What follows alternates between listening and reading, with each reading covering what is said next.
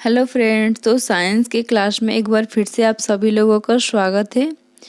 तो आज हम लोग इस वीडियो में साइंस के टॉप 50 क्वेश्चन को कवर करेंगे, जो कि आगामी सभी एग्जामों के लिए महत्वपूर्ण क्वेश्चन है। तो आप लोग कैसे हैं? आई होप आप लोग ठीक होंगे। तो चलिए देरी न करते हुए आज का फर्स्ट क्वेश्चन देखा जाए। तो फर्स्ट क्वेश्चन है, शरीर के अंदर रक्त का स्कंदन किसकी उपस्थिति के कारण नहीं होता है? हेपेरिन, हीमोग्लोबिन, फाइब्रिन या प्लाज्मा। तो ये पूछ रहा है कि शरीर के अंदर रक्त का स्कंदन किसकी उपस्थिति के कारण नहीं होता है? तो ये फाइब्रिन की उपस्थिति के कारण नहीं होता, इसलिए ऑप्शन जाएगा सी। तो नेक्स्ट क्वेश्चन, निम्नलिखित में से किसकी ऑक्सीजन की सापेक्ष हीमोग्लोबिन से अधिकतम बंधुता है? Carbon dioxide, carbon monoxide, nitrogen या नाइट्रिक ऑक्साइड। तो ये प्रश्न निम्न में से किसकी ऑक्सीजन की सापेक्ष हीमोग्लोबिन से अधिक बंधुता होती है? तो ये होता है कार्बन मोनोऑक्साइड से, इसलिए ऑप्शन जाएगा बी। तो नेक्स्ट क्वेश्चन, विटामिन क्या होते हैं? अकार्बनिक यौगिक, कार्बनिक यौगिक, जीवित द्रव या उपयुक्त में से कोई नहीं। तो ये पूछ रहा है कि विटामिन क्या होते हैं? तो ये एक प्रकार के कार्बनिक यौगिक होता है, इसलिए ऑप्शन जाएगा बी। तो नेक्स्ट क्वेश्चन, दूध पिलाने वाली माँ को प्रतिदिन आहार में कितना ग्रामीण प्रोटीन की आवश्यकता होती है? कितने ग्राम? 20 ग्राम, 30 ग्राम, 70 ग्राम या 100 ग्राम। तो ये पूछ रहा है कि दूध पिलाने वाली माँ को प्रतिदिन आहार में कितने ग्राम प्रोटीन की आवश्यकता होती है? तो ये 70 ग्राम प्रोटीन की आवश्यकता होती है, इसलिए ऑप्शन जाएगा सी। तो नेक्स्ट क्वेश्चन, सामान्य क्रियाशील महिला के लिए प्रोटीन की उपयुक्त दैनिक मात्रा है? 37 ग्राम, 30 ग्राम, 40 ग्राम या 46 ग्राम। तो ये पूछ रहे सामान्य क्रियाशील महिला के लिए प्रोटीन की उपयुक्त दैनिक मात्रा कितनी होती है? तो ये होता है 46 ग्राम, इसलिए ऑप्शन जाएगा डी। 46 ग्राम, इसलिए ऑप्शन जाएगा डी।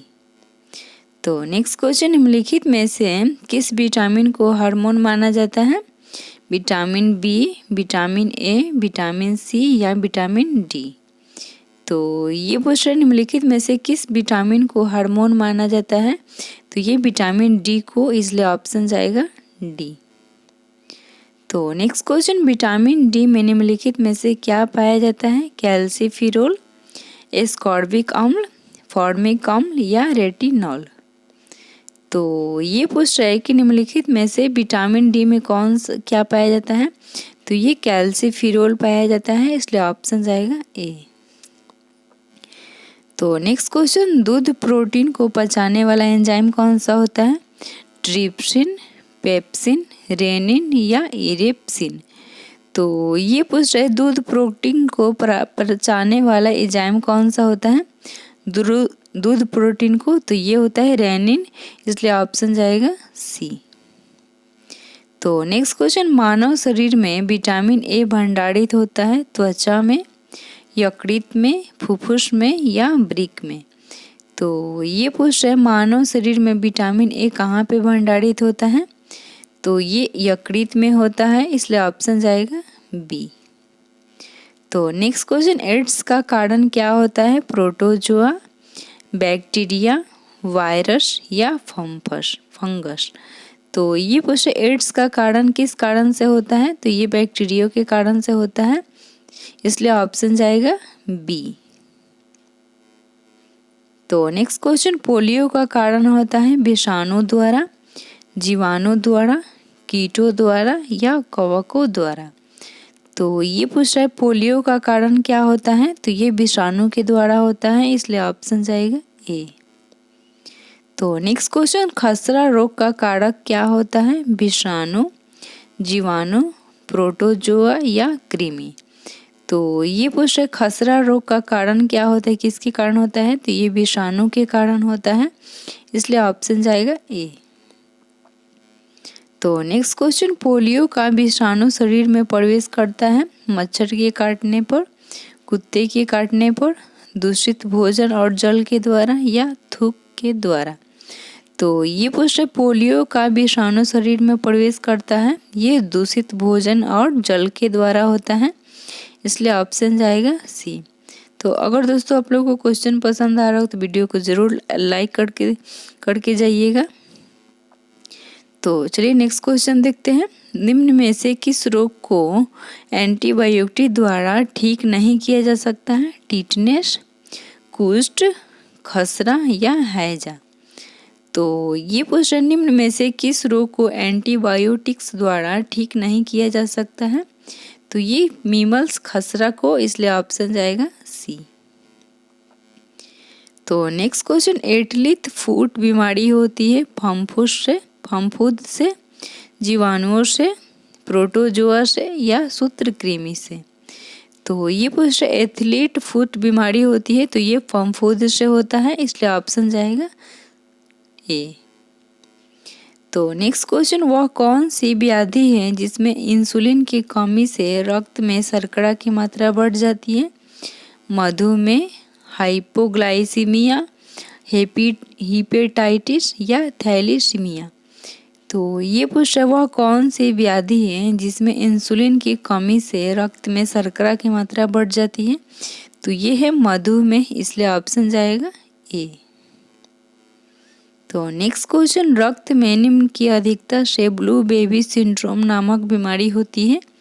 लेड, आयरन, मिथेमोग्लोबिन या नाइट्रेट। तो ये पूछ रहा रक्त में निम्नलिखित की अधिकता से ब्लू बेबी सिंड्रोम नामक बीमारी होती है? तो ये नाइट्रेट से, इसलिए ऑप्शन जाएगा डी। तो नेक्स्ट क्वेश्चन, निम्नलिखित में से कौन सा पोटेशियम अल्पता से संबंध है? निम्न रक्तचाप, वृक्क क्षति या अथवा पेशीय लकवा या रक्तल्पता या जोड़ों में व्यथा। तो ये पूछ रहा है निम्न में से कौन सा पोटेशियम अल्पता से संबंध है? तो ये है वृक्क क्षति तथा पेशीय लकवा से संबंधित है, इसलिए ऑप्शन जाएगा बी। तो नेक्स्ट क्वेश्चन, सिलिकोसिस एक है यकृत संबंधित बीमारी, गुर्दा संबंधित बीमारी, फेफड़े संबंधित बीमारी या अवस्थीय तंत्रिका संबंधित। तो ये पूछ रहे हैं सिलिकोसिस एक प्रकार के क्या है? तो ये फेफड़े से संबंधित एक बीमारी है, इसलिए ऑप्शन जाएगा सी। तो नेक्स्ट क्वेश्चन, दूर संचार के लिए प्रयुक्त तरंगे हैं इंफ्रारेड, दृश्य प्रकाश, अल्ट्रावायलेट या माइक्रोवेव। तो ये पूछ रहे दूर संचार के लिए प्रयुक्त तरंगे कौन सी होती हैं? तो ये होता है माइक्रोवेव, इसलिए ऑप्शन जाएगा डी। तो नेक्स्ट क्वेश्चन, ध्वनि तरंगे नहीं चल सकती हैं द्रवों में, ठोस में, गैसों में या निर्वात में। तो ये पूछ रहे ध्वनि तरंगे नहीं चल सकती है, तो ये निर्वात में, इसलिए ऑप्शन जाएगा डी। तो नेक्स्ट क्वेश्चन, जब दो लोग आपस में बात करते हैं तब कितने डेसिबल ध्वनि उत्पन्न होती है? 10 डेसिबल, 5 डेसिबल, 30 डेसिबल या 100 डेसिबल। तो ये पूछ रहे जब दो लोग आपस में बात करते हैं तब कितने डेसिबल उत्पन्न होती है? तो ये उत्पन्न होता है लगभग 30 डेसिबल, इसलिए ऑप्शन जाएगा सी। तो नेक्स्ट क्वेश्चन, ध्वनि किस प्रकार से चलती है? अनुदैर्घ्य तरंगों की तरह, अनुप्रस्थ तरंगों की तरह और अर्पगामी या उपयुक्त में से कोई नहीं। तो ये पूछ रहे ध्वनि निम्न प्रकार से चलती है, तो ये अनुदैर्घ्य तरंगों की तरह चलती है, इसलिए ऑप्शन जाएगा ए। तो नेक्स्ट क्वेश्चन, सीटी स्कैन करने में प्रयोग में लाई जाती है पराश्रव तरंगे, अवरक्त किरणें, दृश्य प्रकाश या एक्स किरणें। तो ये पूछ रहे सीटी स्कैन करने में प्रयोग में लाई जाती है, तो ये एक्स किरणें प्रयोग में लाई जाती है, इसलिए ऑप्शन जाएगा डी। तो नेक्स्ट क्वेश्चन, निम्न में से किसकी तरंग लंबाई सबसे अधिक होती है? एक्स किरणें, इंफ्रारेड, दृष्टिगोचर प्रकाश या रेडियो तरंगे। तो ये प्रश्न निम्न में से किसकी तरंग लंबाई सबसे अधिक होती है? तो ये होता है रेडियो तरंगों की, इसलिए ऑप्शन जाएगा डी। तो नेक्स्ट क्वेश्चन, सूर्य की ऊर्जा उत्पन्न होती है नाभिकीय संलयन द्वारा, आयनन द्वारा, नाभिकीय विखंडन द्वारा या ऑक्सीकरण द्वारा। तो ये प्रश्न, सूर्य की ऊर्जा उत्पन्न होती है किसके द्वारा? तो ये उत्पन्न होती है नाभिकीय संलयन के द्वारा, इसलिए ऑप्शन जाएगा ए। तो नेक्स्ट क्वेश्चन, निम्नलिखित में से कौन सा अणु या एटम का भाग नहीं है? प्रोटॉन, इलेक्ट्रॉन, न्यूट्रॉन या प्रोटॉन। तो ये पूछ रहा है निम्नलिखित में से कौन सा अणु का एक भाग नहीं है? तो ये है प्रोटॉन, इसलिए ऑप्शन जाएगा डी। तो नेक्स्ट क्वेश्चन, हीलियम के नाभिक में होते हैं 2 प्रोटॉन, केवल 1 प्रोटॉन, 2 प्रोटॉन या 2 न्यूट्रॉन या 1 प्रोटॉन और 2 न्यूट्रॉन। तो ये पूछ रहे हीलियम के नाभिक में होता है, तो ये होता है इसमें 2 प्रोटॉन और 2 न्यूट्रॉन होते हैं, इसलिए ऑप्शन जाएगा सी। तो नेक्स्ट क्वेश्चन, नाभिकीय ऊर्जा की दृष्टि से महत्वपूर्ण निम्न धातु में से भारत की कौन सी धातु बहुआयत पाई जाती है? थोरियम, यूरेनियम, कैडमियम या बेरिलियम। तो ये पूछ रहे कि सबसे अधिक बहुतायत कहाँ पाया जाता है नाभिकीय ऊर्जा की दृष्टि से? तो ये पाया जाता है, थोरियम पाया जाता है सबसे अधिक, इसलिए ऑप्शन जाएगा ए। तो नेक्स्ट क्वेश्चन, विद्युत उत्पन्न करने के लिए कौन सी धातु का उपयोग होता है? लोहा, यूरेनियम, तांबा, एल्यूमिनियम। तो ये पूछ रहे विद्युत उत्पन्न करने के लिए कौन सी धातु का उपयोग किया जाता है? तो ये किया जाता है यूरेनियम का उपयोग, इसलिए ऑप्शन जाएगा बी। तो नेक्स्ट क्वेश्चन, परमाणु रिएक्टर क्या होता है? भारी पानी का तालाब, परमाणु बम का निर्माण स्थल, यू उत्सर्जक या आणविक भट्टी। तो ये पूछे परमाणु रिएक्टर क्या होता है? तो ये एक प्रकार का आणविक भट्टी होता है, इसलिए ऑप्शन जाएगा डी। तो नेक्स्ट क्वेश्चन, भारत के प्रथम परमाणु रिएक्टर का नाम है कामिनी, अप्सरा, रोहिणी या उर्वशी। तो ये पूछ रहा है भारत के प्रथम परमाणु रिएक्टर का नाम क्या है? तो ये है अप्सरा, इसलिए ऑप्शन जाएगा बी। तो नेक्स्ट क्वेश्चन, भारत का प्रथम परमाणु षड्यंत्र निम्न में से कौन सा है? कल्पकम, नरोरा, तारापुर या कोटा। तो ये पूछ रहे भारत का प्रथम परमाणु षड्यंत्र निम्न में से कौन सा है?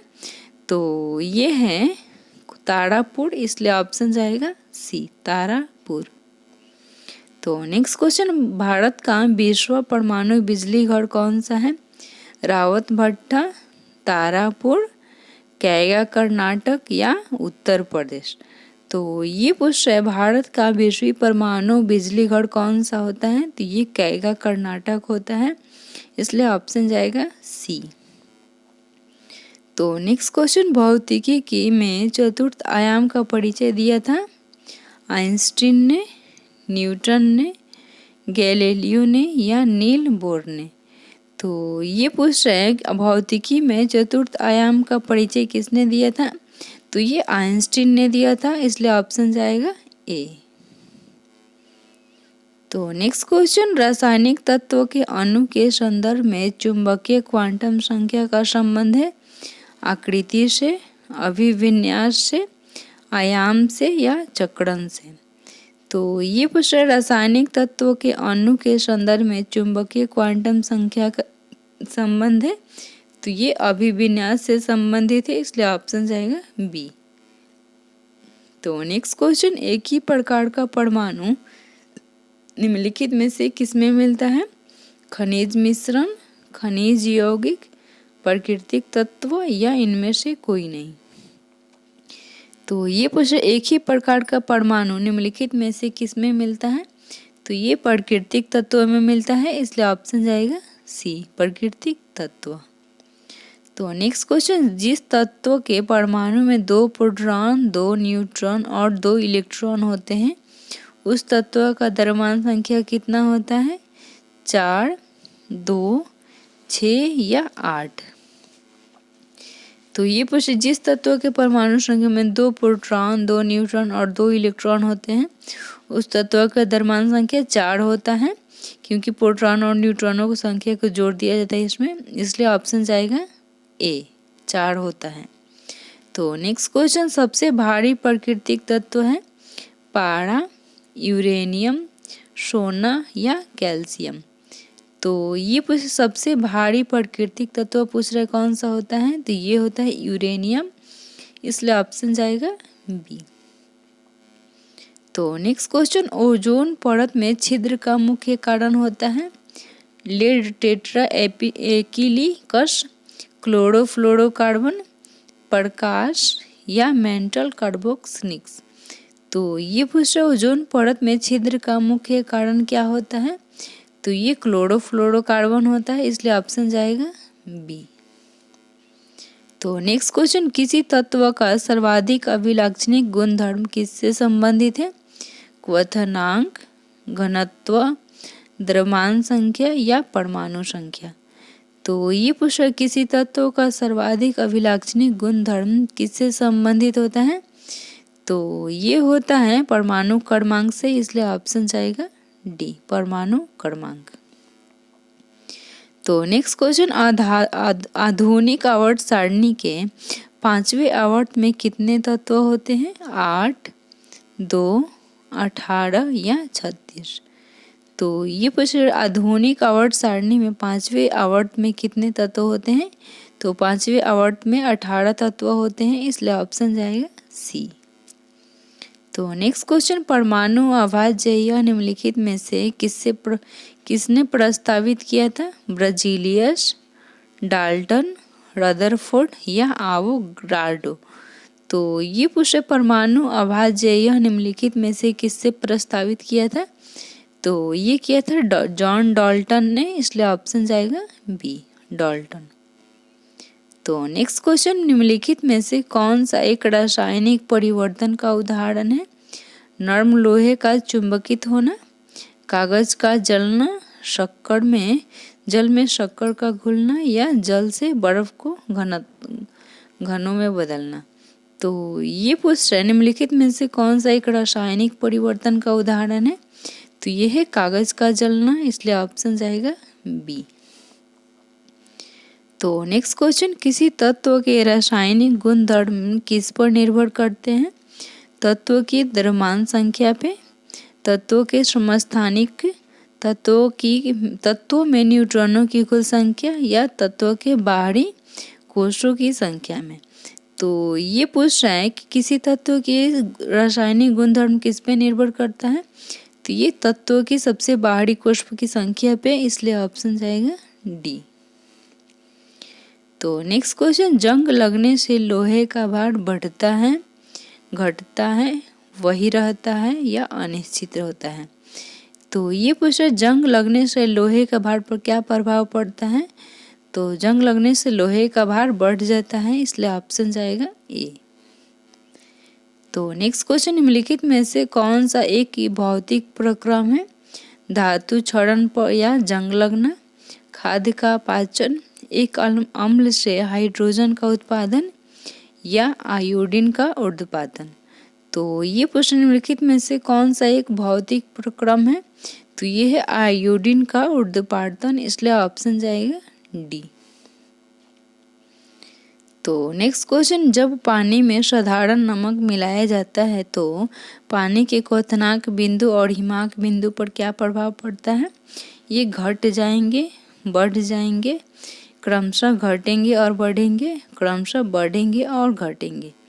तो ये पूछे जब पानी में साधारण नमक मिलाया जाता है तो पानी का क्वथनांक बढ़ जाता है और हिमांक बिंदु घट जाता है, इसलिए ऑप्शन जाएगा डी। तो चलिए दोस्तों, आज का क्लास यहीं पे विराम करते हैं। अगर आप लोग को वीडियो पसंद आया होगा तो वीडियो को ज़रूर लाइक कर दीजिएगा और चैनल पे जितने भी लोग नए हो चैनल को ज़रूर सब्सक्राइब कर दीजिएगा। फिर मिलते हैं नेक्स्ट वीडियो में, तब तक के लिए टेक केयर, बाय बाय।